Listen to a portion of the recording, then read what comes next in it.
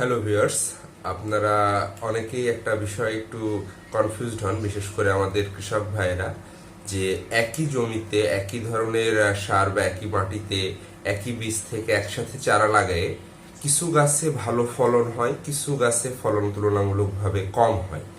এইটা অনেকগুলা কারণ হতে পারে, বাট এর ভিতরে প্রধান একটা কারণ হচ্ছে হরমোনাল গ্রোথের কম বা বেশি হওয়া।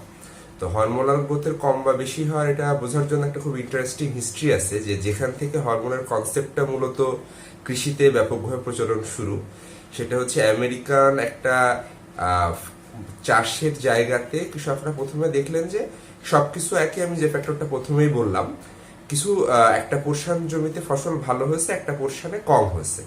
তো এইটা নিয়ে তারা গবেষণা করতে করতে যেটা পাইলেন, দেখলেন যে যেখানটাতে ফসল ভালো হচ্ছে, যে পার্টটাতে জমি, সেখানে আলফা আলফা নামে এক ধরনের ঘাস ফসলের পাশাপাশি ছিল। তো আলফা আলফা ঘাসের কেমিক্যাল বিশ্লেষণ করে বিজ্ঞানীরা যেটা পাইলেন, যে এইখানে কিছু রাসায়নিক উপাদান আছে বা কিছু হরমোন আছে, যেগুলা গাছের গ্রোথ এবং বেশি পরিমাণ ফসল উৎপাদনের জন্য সহায়ক ভূমিকা পালন করছে। সেখান থেকে আরো বিস্তারিত গবেষণার মাধ্যমে এই হরমোনের কনসেপ্টটা আমাদের কৃষিতে ব্যাপক প্রচলন শুরু হয়েছে। তো হরমোন ইউজ করার শুনলেই আমরা স্বাভাবিকভাবে দুইটা জিনিস চিন্তা করি, যে আসলে হরমোনটা কি বা কেন। তো হরমোন হচ্ছে আসলে এক ধরনের রাসায়নিক উপাদান, যেটা কোনো পুষ্টি উপাদান না। প্রথমে একটা জিনিস আপনারা পরিষ্কার হয়ে নেন, সেটা হচ্ছে হরমোন কোনোভাবেই কিন্তু কোনো পুষ্টি উপাদান নয়। হরমোন অনেকটা আমরা রাসায়নিক বিক্রিয়া যেটাকে অনুঘটক বা ক্যাটালিস্ট বলি, সরাসরি ক্যাটালিস্ট না, বাট অনেকটা বোঝার সুবিধার্থে আমি বললাম, এই ধরনের উপাদান যেটা গাছকে তার বৃদ্ধিতে বা অন্যান্য অনেকগুলো বায়বিক প্রক্রিয়াতে সহায়ক ভূমিকা পালন করে। হরমোন প্রাণী দেহেও থাকে, আমাদের প্রাণী দেহের গ্রোথ নিয়ন্ত্রণের জন্য হরমোন কাজ করে, গাছের ক্ষেত্রেও একই রকম ভাবে কাজ করে। এবার আসেন একটা জায়গাতে মার্কেটে দুইটা টার্ম খুব প্রচলিত, একটা হচ্ছে হরমোন আর একটা হচ্ছে পিজিআর বা প্লান্ট গ্রোথ রেগুলেটর। হরমোন আর পিজিআর এর ভিতরে পার্থক্যটা কি? হরমোন আর পিজিআর এর ভিতরে পার্থক্য হচ্ছে, হরমোন ন্যাচারালি প্রাণী বা উদ্ভিদের দেহে তৈরি হয়, যেটা নিয়ন্ত্রণের জন্য, গ্রোথ নিয়ন্ত্রণ বা ফুল ফল নিয়ন্ত্রণের জন্য কাজ করে। বাট যখন আমরা আসলে, এখন তো প্রকৃতিগত যে উৎপাদন, এটা দিয়ে আমাদের চাহিদা পূরণ সম্ভব না, আমরা কৃত্রিমভাবে বিভিন্ন বৈজ্ঞানিক পদ্ধতি অনুসরণ করে উৎপাদন বাড়ানোর চেষ্টা করি। যখন বাইরে থেকে কিছু রাসায়নিক উপাদান এই হরমোনগুলার একইভাবে কাজ করার জন্য প্রয়োগ করা হয়, এই উপাদানগুলোকে আমরা বলতেছি প্ল্যান্ট গ্রোথ রেগুলেটর বা পিজিআর। এই পিজিআরটাকে সাধারণভাবে আমরা কমন টার্মে হরমোন নামে চিনি, বাট টেকনিক্যাল জায়গা থেকে পার্থক্যটা এই জায়গাটাতে।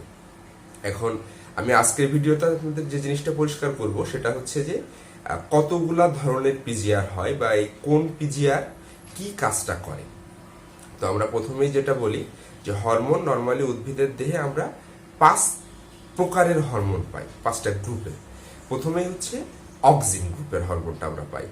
অক্সিন গ্রুপের এটা হচ্ছে সবচেয়ে বেশি ইফেক্টিভ গ্রুপ বা বেশি ইফেক্টিভ টাইপ।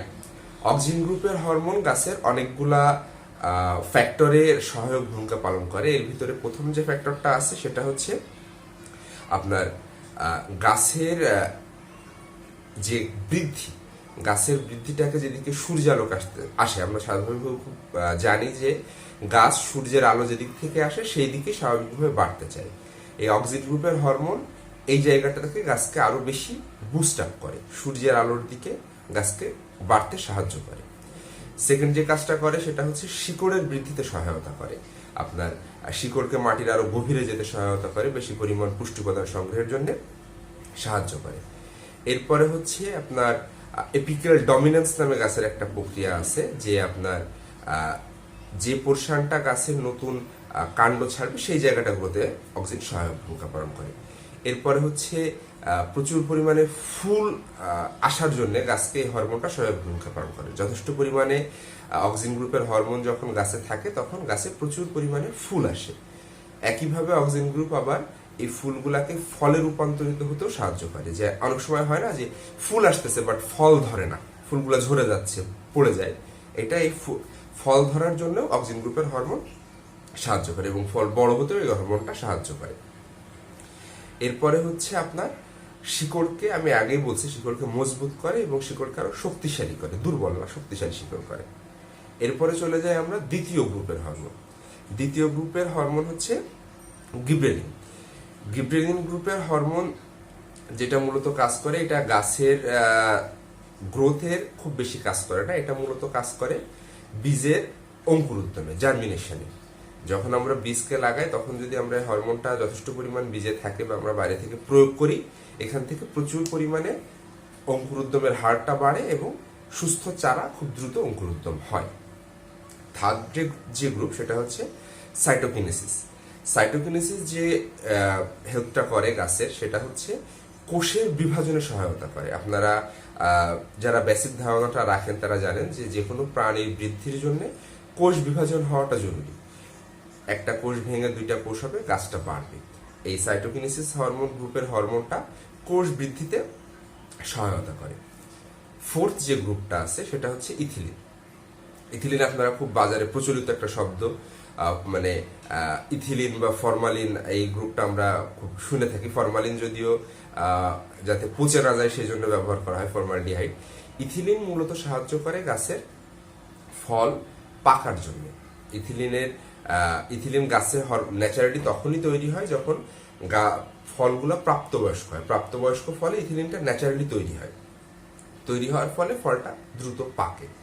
এবং এটা একটা খুব ইন্টারেস্টিং ফ্যাক্ট আছে, যখন গাছে ইথিলিন তৈরি হয়, ফলে না, আমি দুটো জিনিসের পার্থক্যটা খেয়াল করেন। ফলে ইথিলিন আসবে ফলটা পাকার সময় হলে, আর গাছে ইথিলিন বেশি আসবে তখনই যখন গাছটা বয়স শেষের দিকে, গাছটা মারা যাওয়ার কাছাকাছি চলে আসছে। ইথিলিন বেশি থাকা মানে ওই গাছটার খুব বেশি দিন লাস্টিং করবে না। ইথিলিন প্রয়োগের সময় দুইটা জিনিস মাথায় রাখতে হবে। ইথিলিন অতিরিক্ত প্রয়োগ করা যাবে না, কারণ অতিরিক্ত প্রয়োগ করলে যেটা হবে, বাইরে থেকে ফলটা দ্রুত পেকে যাবে, বাট ফলের ভিতরটা কাঁচা থাকবে, কারণ ভিতরে ইথিলিন কম পৌঁছাবে। বাইরে দ্রুত ইথিলিন বেশি থাকলে ফলটা বাইরে পাকবে, ভিতরে কাঁচা থাকবে। আমাদের বাজারে রাসায়নিকভাবে পাকানো ফলে আমরা অনেক ক্ষেত্রে যে জিনিসটা পাই। লাস্ট যে গ্রুপটা আছে সেটা হচ্ছে অ্যাবসিসিক অ্যাসিড বা এবিএ। এবিএ এই হরমোনটা ন্যাচারাল কন্ডিশনে খুব বেশি গাছে তৈরি হয় না, এটা তৈরি হয় যখন খরা হয়। খরার সময় এবিএ হরমোন গাছে তৈরি হয় এবং এটা গাছের প্রিভেন্টিভ মেজারেশন হিসেবে আমরা জানি যে পাতার ভিতরে যে কিছু ছিদ্রগুলো থাকে, স্টমাটা যেটাকে বলে, এই স্টমাটা থেকে গাছের জলীয় বাষ্প গাছ বাইরে ছেড়ে দেয়। স্টমাটাগুলোকে এই ইথিলিন হরমোন বন্ধ করে দেয়, যাতে বেশি পরিমাণ পানি গাছ ধরে রাখতে পারে। এবি অ্যাবসিসিক অ্যাসিড হরমোনটা বন্ধ করে দেয়। এটা ছিল 5টা বেসিক ক্যাটাগরি হরমোনের, নট প্ল্যান্ট গ্রোথ রেগুলেটর বা পিজিআর। এটা হচ্ছে হরমোনের।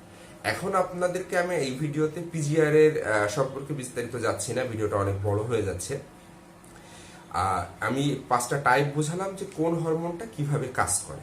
আমি নেক্সট ভিডিওতে আপনাদেরকে যে জিনিসটা শেয়ার করব সেটা হচ্ছে আমাদের বাজারে অ্যাভেলেবেল যে পিজিআর গুলো আছে, আপনারা খুব পরিষ্কার হয়ে নেন যে হরমোন কখনোই মার্কেটে অ্যাভেলেবেল পাবেন না, কারণ হরমোন আর্টিফিশিয়ালি দেয়া যায় না। আর্টিফিশিয়ালি দেয়া যায় হচ্ছে পিজিআর। বাজারে আমাদের প্রচলিত পিজিআর কি কি আছে এবং পিজিআর গুলা কোনো, বেশিরভাগ পিজিআরই যেটা হয় সিঙ্গেল কোনো হরমোন ফোকাস করে তৈরি করা হয় না, বা সিঙ্গেল কোনো টাইপ ফোকাস করে তৈরি করা হয় না।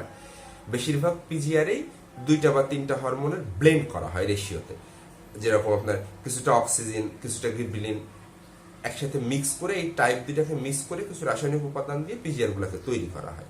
তো আমাদের অ্যাভেলেবেল কি কি পিজিআর আছে বাজারে, এইগুলা কোন পিজিআরটা গাছের কি উপকার লাগে বা কোন সময় ব্যবহার করতে হবে, কিভাবে ব্যবহার করতে হবে, এইগুলো আমি নেক্সট ভিডিওতে আপনাদের সাথে আলোচনা করব। আমি এই ভিডিওটা আজকে আগে দিলাম কারণ আপনাদের একটু কনসেপচুয়াল জায়গাটা জানা দরকার, যে আসলে পিজিআর আমরা যে আসলে আমাদের কৃষক ভাইরা অনেক ক্ষেত্রে যেটা করেন, বিষয়গুলো না জেনেই দিতে থাকেন, শুধু সার বা কীটনাশক বা হরমোন পিজিআর দিতে থাকেন।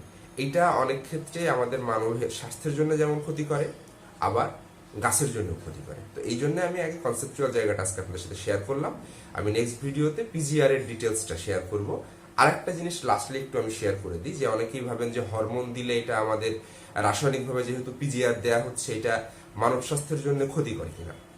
তো এই বিষয়ে European food safety authority EF এর একটা গবেষণা থেকে যেটা পাওয়া যায়, যে পরিমিত মাত্রায় ব্যবহারে হরমোনের মানব স্বাস্থ্যের জন্য যে প্রতিক্রিয়াটা হয় সেটা মানব স্বাস্থ্যের জন্য আহামরি ক্ষতিকারক না। বাট দ্য কন্ডিশন ইজ যে আপনার ব্যবহার মাত্রাটা পরিমিত হতে হবে। আপনি চাইলেই লিটার হরমোন গাছে দিতে পারবেন না, পিজিআর গাছে দিতে পারবেন না, এটা গাছকেও মেরে ফেলবে, মানব স্বাস্থ্যের জন্য ক্ষতিকর।